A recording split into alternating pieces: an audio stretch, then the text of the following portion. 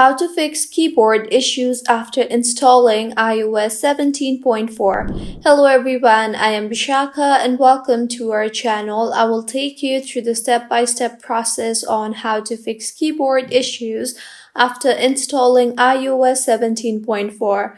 Now let's get right into the tutorial.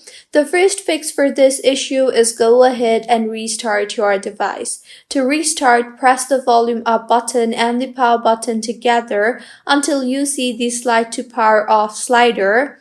Slide to power off and wait for a minimum of 60 seconds before restarting your device.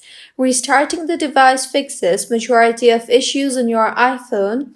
Now launch the settings application on your device and tap on General, and then scroll down and tap on Transfer or Reset iPhone and then on Reset. You will see the option for Reset Keyboard Dictionary. Tap on that and then enter your passcode.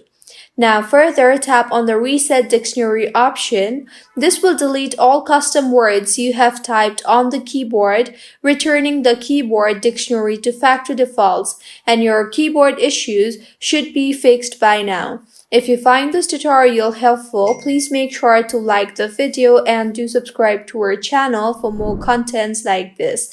Thank you for staying with us until the end.